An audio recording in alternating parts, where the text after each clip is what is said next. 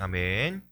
네, 오늘 우리에게 주신 하나님의 말씀은 누가복음 7장 31절부터 35절까지의 말씀입니다. 누가복음 7장 31절부터 35절까지 한 절씩 교독하도록 하겠습니다. 또 이르시되 이 세대의 사람을 무엇으로 비유할까? 무엇과 같은가?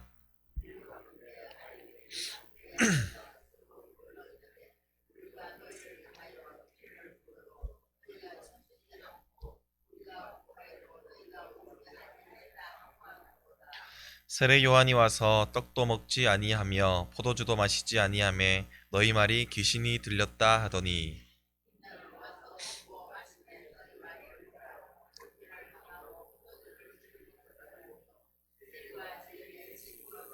같이 읽겠습니다. 지혜는 자기의 모든 자녀로 인하여 옳다함을 얻느니라. 아멘. 할렐루야.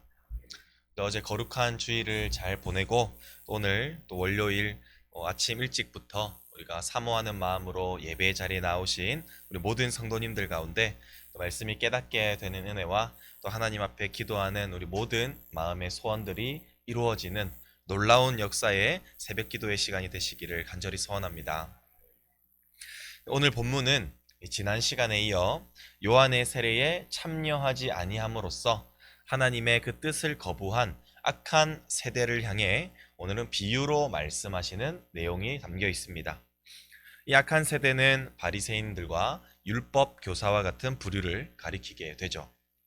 예수님께서는 이 악한 세대를 향해 장터에서 마치 결혼식과 장례식 놀이를 하는 아이들을 비유로 내세워 말씀하고 계시는데요.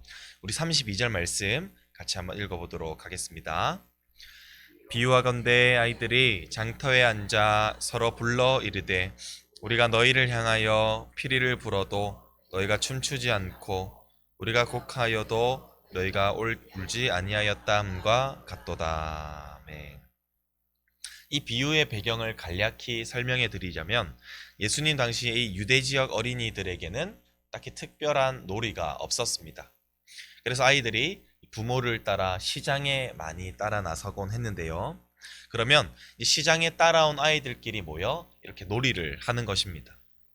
아이들은 이 어른들의 세계에서 행하여지는 일들을 그대로 모방해서 놀이로 만들었죠.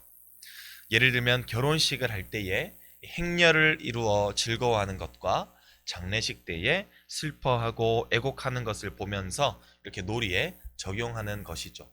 한마디로 소꿉놀이와 마찬가지인 것입니다. 이러한 배경에 따라 예수님께서 하신 이 비유를 말씀을 살펴보자면 아이들이 이 시장 한 복판에서 이 한 무리의 아이들은 혼인잔치 놀이를 하고 있고 다른 무리의 아이들은 이 장례식 놀이를 하고 있습니다. 혼인잔치는 두 사람과 또 두 가정이 한 가족으로 묶이게 되는 날로서 당연히 축제의 분위기를 낼 것입니다. 따라서 이 무리의 아이들은 춤을 추고 피리를 불며 기쁨을 흉내내고 있었을 것입니다. 반면에 장례식은 사랑하는 가족이 떠나게 됨으로써 그 슬픔을 애도하는 날로서 고인을 위해 곡소리를 내며 눈물을 흘리는 슬픔을 흉내내고 있었을 것입니다. 그러나 문제는 이 놀이에 어떠한 반응도 하지 않는 아이들이 있었다라는 것입니다. 예를 들어 함께 혼인잔치 놀이를 하는 무리들은 그 놀이에 맞추어서 춤을 추거나 피리를 부는 등의 이 장단을 모두가 함께 맞추어 주어야만 그 역할극이 재미가 있을 것입니다.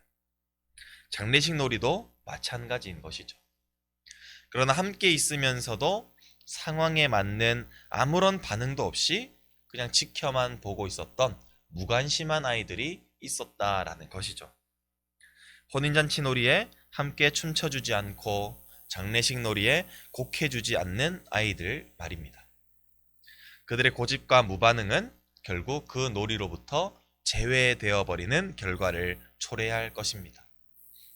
그렇다면 예수님께서 이 비유를 말씀하신 까닭이 무엇이었을까요? 이 비유를 통해 예수님께서는 그들에게 어떤 교훈을 주시길 원하셨던 것일까요? 여기서 놀이를 하는 두 무리는 세례 요한과 예수님을 의미합니다. 먼저 세례 요한은 주님의 길을 예비하기 위해서 회개하라 천국이 가까이 왔느니라 라고 전파하기 시작했습니다. 요한은 자신의 죄로 인하여 영원한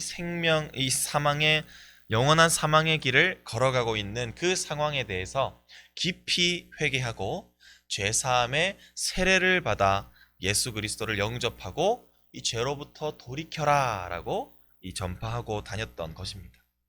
따라서 실제로 이 세례 요한의 가르침에 반응하고 동참하여 많은 백성들이 회개하고 세례를 받았음을 우리는 또한 29절 말씀을 통해서 함께 살펴볼 수 있습니다.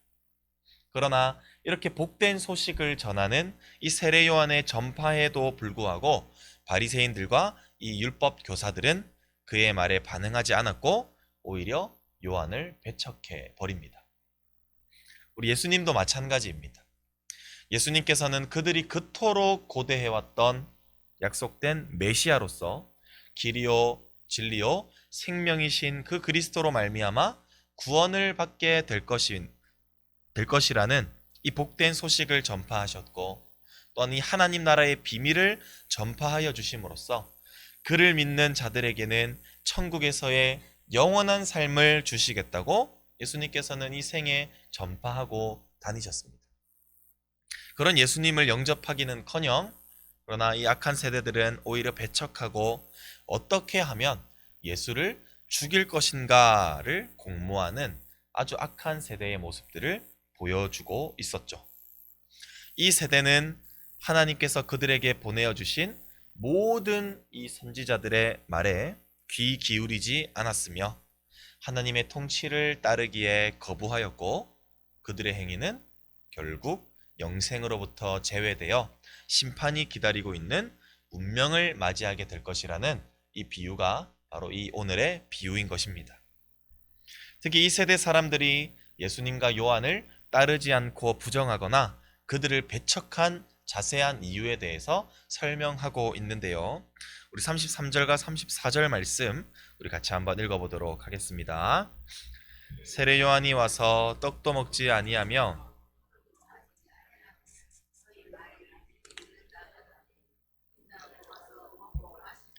너희 말이 먹기를 탐하고 포도주를 즐기는 사람이요 세리와 죄인의 친구로다 하니.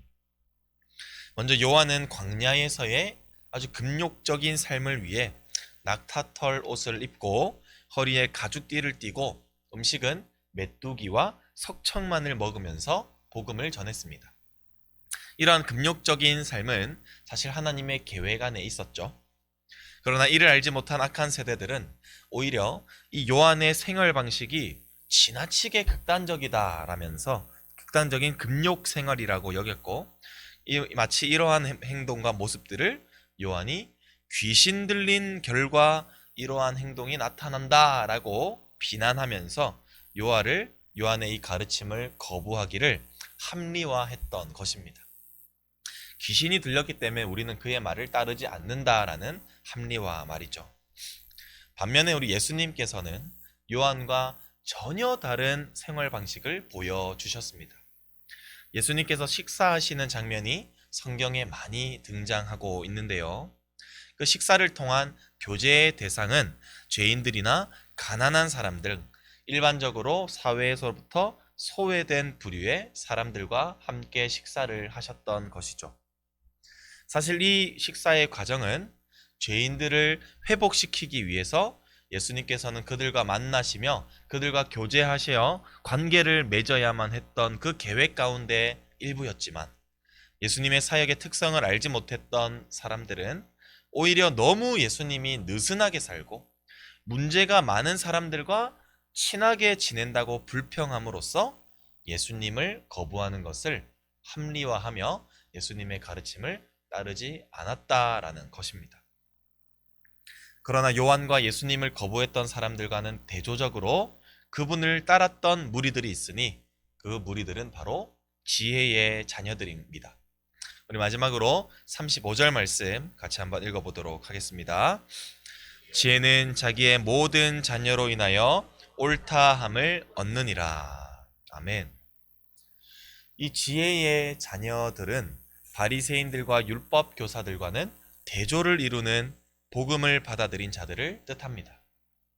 지혜의 자녀들은 요한과 예수님의 그 메시지를 듣고 그 안에서 하나님의 계획을 깨닫고 하나님의 목적에 자신을 맞추는 자들이 바로 지혜의 자들인 것입니다.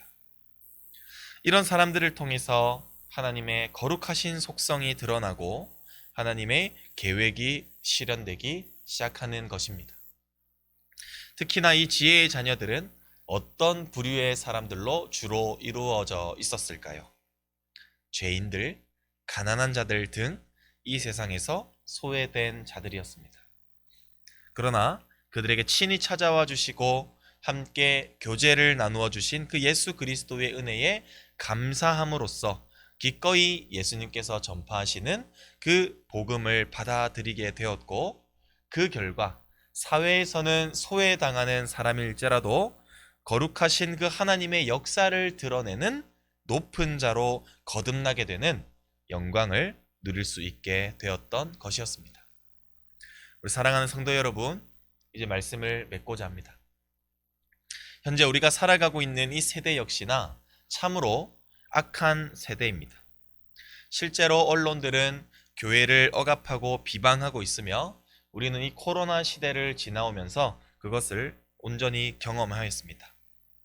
뿐만 아니라 사람들은 우리가 전하는 복음을 거부하고 있는 이러한 세대 속에서 우리는 살아가고 있죠. 그러나 이런 악한 세대 가운데에서도 요한은 요한의 방법대로, 예수님은 예수님의 방법대로 복음을 전하셨습니다. 왜냐하면 이러한 악한 세대 가운데에서도 복음을 수용하고 구원받게 될 지혜의 자녀들이 예비되어 있기 때문입니다. 성도 여러분, 이것이 우리가 복음을 전해야만 하는 궁극적인 이유인 것입니다. 죄인이었던 우리가 구원받아 하나님 나라를 소망할 수 있으며 하나님의 계획인 이 복음 전파에 우리가 동참하고 있다는 것은 참으로 기적과도 같은 일이지 않습니까? 이와 같이 예비된 한 사람을 위하여 이 악한 세대 가운데에서도 기꺼이 우리가 핍박을 받으며 고난을 받으며 복음을 전할 수 있는 우리 성도님들이 되시기를 간절히 소원합니다. 특히 11월 20일에 있을 이 전도 축제에 우리 모두가 복음을 전하기에 한번 힘써 봄으로써 작정한 태신자들 교회로 인도하여 그들 역시나 구원받게 되고 천국을 소망하게 되는 이 삶의 변화가 나타나는 이러한 역사를 우리 모두가 바라보게 되시는 우리 모든 성도님들이 되시기를 간절히 소원합니다. 기도하겠습니다. 참 좋으신 하나님 아버지, 주님의 은혜와 사랑을 너무나도 감사합니다. 하나님 아버지, 창세전부터 우리를 계획하여 주시고 우리를 하나님의 자녀 삼아 주시고자 우리에게 복음이 전해 들어가게 하시고 우리가 그 복음을 듣고 이 악한 세대와 같이 이 복음을 거절하고 복음을 무관심한 사람들로 거듭나게 하시는 것이 아니라 그 복음을 듣고 하나님 나라를 꿈꾸며 하나님 나라를 계획하며 하나님 나라를 소망하는 구원받은 백성들로 우리를 제자 삼아 주시니 참으로 감사합니다. 하나님 아버지, 이러한 악한 세대 가운데에서 요한과 예수님께서 복음을 기꺼이 전하셨던 것처럼 예수님의 제자된 우리 역시나 그 예수님의 발자취를 따라 이 악한 세대 가운데에서도 이 교회를 박해하는 이 세대 가운데에서도 우리가 복음을 전하기에 힘쓸 수 있는 우리 모든 성도님들이 될 수 있기를 간절히 소원합니다. 그리하여 정말 이 땅 가운데에 예비된 그 지혜의 자녀들이 그 복음을 우리가 전하는 이 복음을 듣고 변화되어 정말 예수 그리스도를 영접하고 그들의 삶이 그 지옥에서 천국으로의 삶으로 변하게 되는 이 놀라운 기적들을 우리가 경험하며 우리가 바라보며 살아갈 수 있는 우리 귀한 삶을 살아가는 우리 모든 성도님들 될 수 있도록 주님 축복하여 주시옵소서. 주님께 감사드리옵고 지금도 살아계시는 우리 구주 예수 그리스도의 이름으로 간절히 기도드립니다. 아멘.